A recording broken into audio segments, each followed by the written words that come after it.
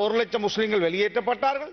கிழக்கு மாகாணத்திலே தமிழ் மக்களுக்கு அநியாயம் முஸ்லிம் இளைஞர்களால் நடந்திருக்கலாம். இளைஞர்களை உசுப்பேற்றுவதன் ஊடாக அப்பாவி மக்களை பலி கொடுத்து விஷயங்களை கூட தீர்த்து கொள்ள முடியாது. நாங்கள் வாழுகின்ற வடகிழக்கு மண்ணிலே யாரும் அது தமிழ் மக்களோ இஸ்லாமிய மக்களோ தவறு செய்யவில்லை, முஸ்லிம்களை வெளியேற்றவில்லை. ஆயுத குழுக்கள் அந்த பணியை செய்தார்கள், இயக்கங்களிலும் இருந்திருக்கிறார்கள். அதே போல அதாவது ஆர்மியிலோ அதே போல வேறு படைகளிலோ முஸ்லிம்கள் இருந்திருக்கும். காயப்படுகின்ற மாதிரி அல்லது அவ்வாறான அது இன்னும் இந்த சமூகங்களுக்கு இடையிலே இனங்களுக்கு இடையிலே தூரத்தை ஏற்படுத்துமே. சம்பந்தன் ஐயா என்று நாங்கள் அன்பாக அழைத்த ஒரு குரல் இந்த நாட்டிலே எல்லோருக்கும் ஒரு முன்னுதாரண புருஷராக விளங்கியவர். இங்கு பேசிய எல்லோரும் அவரை பற்றி அழகான வார்த்தைகளால் அலங்கரித்தார்கள். அவர் இருக்கின்ற பொழுது கூட இவ்வாறான நட்பெயர்களை இந்த பாராளுமன்றத்தில் உள்ள எல்லா கட்சிகளும் சேர்ந்து சொல்லியிருப்பார்களா என்றால் கூட ஒரு புதினமாக இருந்தது.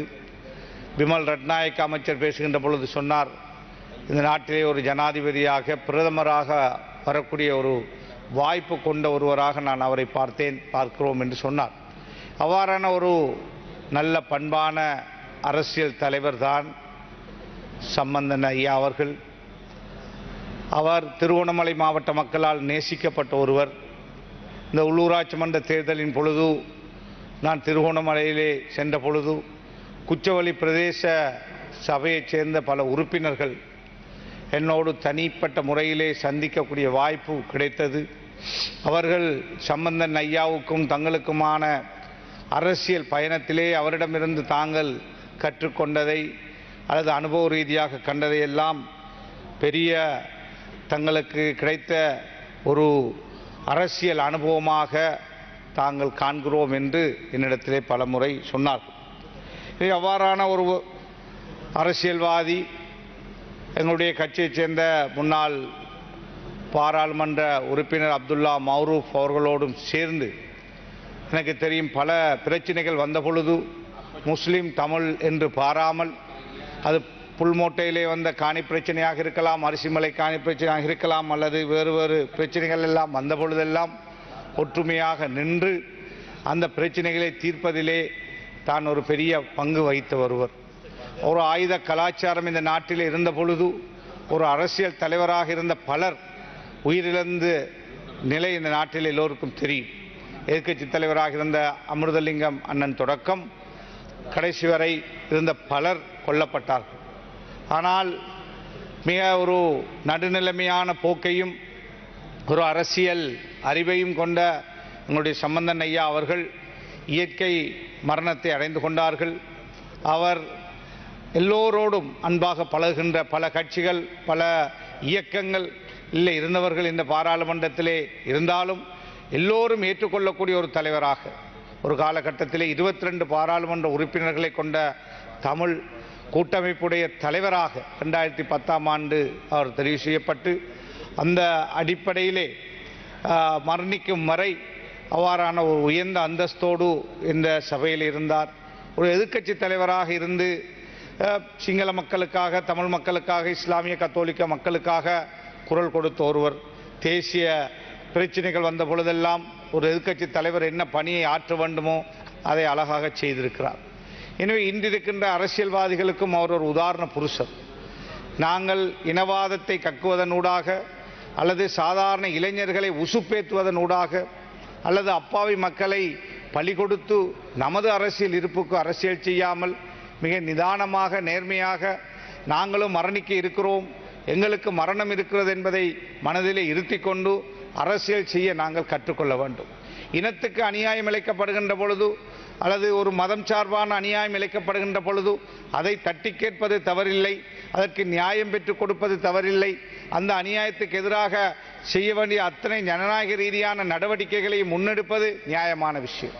ஆனால் ஓரிருவர் செய்கின்ற தவறை அல்லது ஓரிரு இளைஞர்கள் செய்கின்ற தவறை ஒரு சமூகம் சார்ந்த தவறாக சுட்டிக்காட்டுகின்ற பொழுது அல்லது அவ்வாறான விஷயங்களை இந்த சபையிலே நாங்கள் பேசுவதன் ஊடாக முழு 2 இனங்களுக்கிடையிலே அல்லது அந்த இனங்களுக்கிடையிலான முரண்பாடு அதிகரிக்குமே ஒழிய ஒரு நாளும் அந்த பிரச்சனைகளுக்கு தீர்வுகளை காண முடியாது. அண்ணன் சம்பந்தன் அவர்களுடைய வாயிலே அடிக்கடி வருகின்ற விஷயம்தான் இந்த தமிழ் பேசுகின்ற சமூகம், குறிப்பாக தமிழ் முஸ்லிம் சமூகம் ஒற்றுமைப்படாத வரை எங்களுடைய அடிப்படை விஷயங்களை கூட நாங்கள் பெற்றுக்கொள்ள முடியாது. அவர்கள் பெரிய கோரிக்கைகளை முன்வைத்து பல நடவடிக்கைகள் எடுத்தாலும் சாதாரண விஷயங்களை கூட தீர்த்து கொள்ள முடியாது எமது நாங்கள் வாழுகின்ற வடகிழக்கு மண்ணிலே என்று அடிக்கடி சொல்கின்ற ஒருவர். அந்த யதார்த்தத்தை இன்றிருக்கின்ற தமிழ் முஸ்லிம் தலைமைகள் அல்லது முஸ்லிம் தமிழ் பாராளுமன்ற உறுப்பினர்கள் புரிந்து கொள்ள வேண்டும். இங்கே இந்த சபையை நாங்கள் எங்களுடைய சாதாரண அந்த மக்கள் யார், அது தமிழ் மக்களோ இஸ்லாமிய மக்களோ தவறு செய்யவில்லை. 1 லட்சம் முஸ்லிம்கள் வெளியேற்றப்பட்டார்கள், தமிழ் மக்கள் முஸ்லிம்களை வெளியேற்றவில்லை. ஆயுத குழுக்கள் அந்த பணியை செய்தார்கள். அதே போல கிழக்கு மாகாணத்திலே தமிழ் மக்களுக்கு அநியாயம் முஸ்லிம் இளைஞர்களால் நடந்திருக்கலாம், அது இயக்கங்களிலும் இருந்திருக்கிறார்கள். அதே போல அதாவது ஆமியிலோ அதே போல வேறு படைகளிலோ முஸ்லிம்கள் இருந்திருக்கிறார்கள், அதே போல இயக்கங்களிலும் இருந்திருக்கிறார்கள். இனி எவ்வாறான ஒரு சில இளைஞர்கள் செய்த தவறை முழு முஸ்லிம் சமூகமும் காயப்படுகின்ற மாதிரி அல்லது அவ்வாறான வார்த்தை பிரயோகங்களை செய்வதன் ஊடாக அது இன்னும் இந்த சமூகங்களுக்கு இடையிலே இனங்களுக்கு இடையிலே தூரத்தை ஏற்படுத்துமே ஒழிய ஒருபோதும் எங்களுடைய இலக்கை அடைவதற்கு ஆக குறைந்தது சாதாரண மக்களுடைய தேவைகளை பெற்றுக் கொடுப்பதற்கு கூட எங்களால் எதையும் செய்ய முடியாத ஒரு துப்பாக்கி நிலை ஏற்பட்டுவிடும். எனவே அவ்வாறானவர்கள் சம்பந்தன் ஐயா போன்றவர்களுடைய கடந்த கால வரலாறை படிக்க வேண்டும், அவர்களுடைய செயல்பாடுகளை பின்பற்ற வேண்டும், அவர்களுடைய பேச்சுக்களில் இருந்த யதார்த்தத்தை உணர்ந்து செயல்பட வேண்டும் என்று நான் அன்பாக வேண்டுகோள் விடுக்கின்றேன்.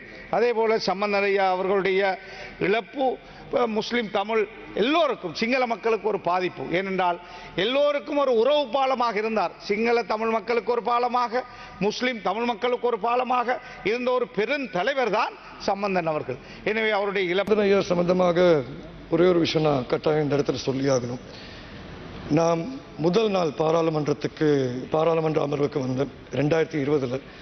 நான் பாராளுமன்ற அமர்வில் பங்கேற்கும் போது அதை முடிஞ்ச பிற்பாடு சபாநாயகர் அவர்களோட விருந்து கீழே ஏற்பட்டு, இந்த விருந்தின் போது என்னோட இருந்த பாராளுமன்ற உறுப்பினர் கௌரவ ராமேஸ்வரன் அவர்கள் சொல்லியிருந்தார், கௌரவ சம்பந்தன் ஐயா இருக்காரு, கட்டாயம் நீங்கள் போய் மரியாதை செலுத்தி ஆகணும்.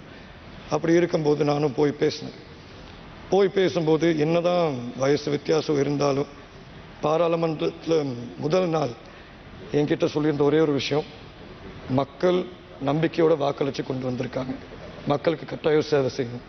அதே மாதிரி என்று சொல்லியிருந்தார். இந்த பாராளுமன்றத்தில் வயது அதிகமாக உள்ள பாராளுமன்ற உறுப்பினர் நான் தான், அதே மாதிரி வயது குறைவாக உள்ள பாராளுமன்ற உறுப்பினர் நீங்கள் தான். அப்படி இருக்கும்போது நம்ம எல்லாருமே ஒரே நோக்கத்தோடு தான் பயணிக்கணும். ஆகவே எனக்கு வந்து அது ஒரு பெருமையாக தான் நான் கருதுகிறேன். சம்பந்தன் ஐயாவோட நெருக்கமான உறவு இல்லாவிட்டால் கூட அவர் பாராளுமன்றத்தில் ஆக்டிவாக இருந்த சில நாட்கள் அவரோட அனுபவம், அவரோட ஆலோசனைகளை எடுத்து இன்னைக்கு என்னால் முடிஞ்ச ஒரு முன்னுதாரணத்தை காமிக்க முடியும்னா அது சம்பந்தன் ஐயா தான் சொல்லியாகும். அதே நேரத்தில் மறைந்த தலைவராகிய சௌமியமூர்த்தி தொண்டமான் ஐயாக்கும் சம்பந்தன் ஐயாவுக்கும் ஒரு நெருங்கிய உறவு இருந்துச்சு. அதுக்கு பிற்பாடு மறைந்த தலைவராகிய ஆறுமுகம் தொண்டமான் அவர்கள், எனக்கு ஞாபகம் இருக்கு, நாங்கள் எதிர்கட்சியில் இருக்கும்போது ஒவ்வொரு ஆலோசனையும் சம்பந்தன் ஐயாவோட ஆலோசனைக்கு அமைஞ்சு தான் செயல்படுவார் பல்வேறு இடத்துல. அப்படி இருக்கும்போது அந்த மரியாதை என்னைக்குமே இருக்கும். எங்களோட ஆழ்ந்த அனுதாபங்களை நான் தெரிவிச்சுக்கிறேன். தமிழ் மக்களுக்கான தீர்வை பெறக்கூடிய விதத்தில் அவர் செயல்பட்டாலும் கூட அவர் ஏமாற்றப்பட்டிருந்தார். தமிழரசு கட்சியின் சாபக தலைவராக இருந்த தந்தை செல்வநாயகம் அவர்கள் கூட அந்த நேரத்தில் நம்பிக்கையோடு உழைத்தும் கூட பல ஒப்பந்தங்கள் செய்யப்பட்டு கிழித்தறியப்பட்டதன் பின்னர் அவர் நம்பிக்கை இழந்து காணப்பட்டார். அதே போன்றுதான் சம்பந்தன் ஐயாவும் இறுதி தருணத்தில் தமிழ் மக்களுக்கான ஒரு விடிவை பெற்றுக் கொடுக்கவில்லை, தீர்வை பெற்றுக் கொடுக்கவில்லை என்ற ஏக்கத்தோடு தான் அவர் கண்களை மூடியிருக்கின்றார் என்பதை நோக்குகின்ற போது எமது நாட்டை ஆண்ட தலைமைகள் அவரை ஏமாற்றி இருக்கின்றார்கள் என்பதை நாங்கள் காணுகின்றோம்.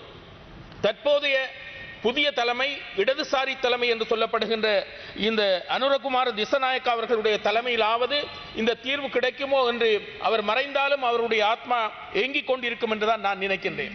ஆகவே தந்தை செல்வா கொண்டு வந்த அந்த வழியில் அறவழி போராளியாக அவர் செயல்பட்டார். அவரும் கூட பல விமர்சனங்களுக்கு உட்படுத்தப்பட்டார். அதாவது தீவிரமான அரசியலை கடைபிடிக்கின்றவர்கள் மத்தியிலும் அதே வேளையில் ஒரு மிதவாத அரசியலை பின்பற்றுகின்ற சம்பந்தனையா அவர்களும் ஒரு விமர்சனத்திற்கு உட்படுத்தப்பட்டிருந்தார். அவருடைய செயல்பாடுகள் மந்தகதியாக இருக்கின்றது, அவர் இதனை திறமையாக கையாளவில்லை என்ற விமர்சனம் கூட இருந்தது. இருந்தாலும் சிங்கள தலைவர்களோடு ஒத்துழைத்து தான் ஒரு தீர்வை பெற்றுக் கொடுக்க வேண்டும் என்பதற்காக இந்த தீவிரமாக சிந்திக்கின்ற தமிழ் தலைமைகள் மத்தியிலும் சிங்கள தலைமைகள் மத்தியிலும் ஒரு இடைப்பாலமாக இருந்து இந்த பிரச்சனைகளை தீர்த்துக் கொள்வதற்காக அவர் மிகவும் பகிரத பிரயத்தனம் செய்திருக்கின்றார். உண்மையில் அவர் அரசியலில் இறங்கி இருக்காது விட்டால் அவர் ஒரு கொடிகட்டி பறக்கின்ற ஒரு கோடீஸ்வரனாக இருந்திருக்க முடியும்.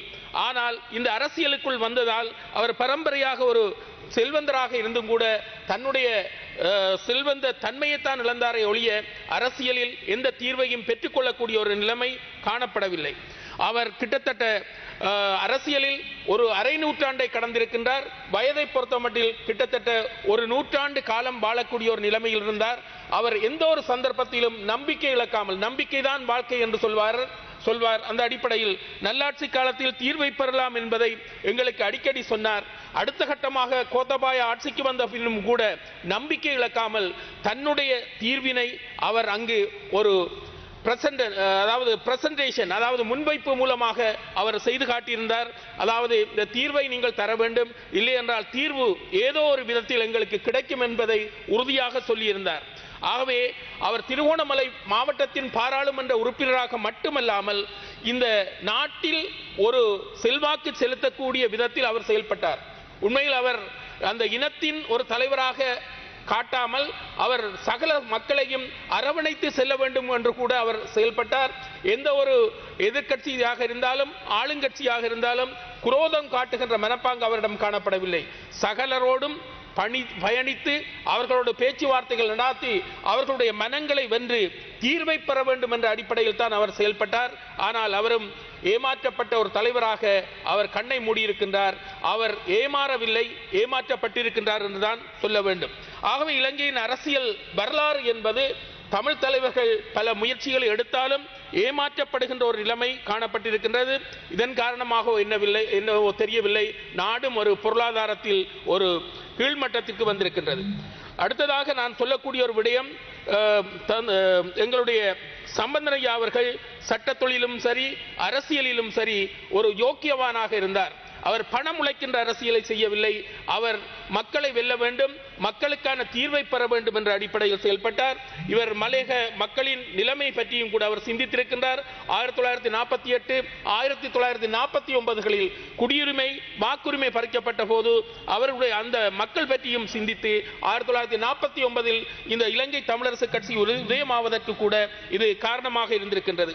ஆகவே சம்பந்தனையா அவர்கள் பொறுத்தமட்டில் அவர் எப்போதும் ஒரு திறந்த மனதோடு விட்டுக் கொடுக்கின்ற தன்மையோடு செயல்பட்டு தீர்வை பெறுவதற்கு முயற்சித்திருக்கின்றார். ஆனால் தீர்வுதான் அவர்களுக்கு கிடைக்கவில்லை.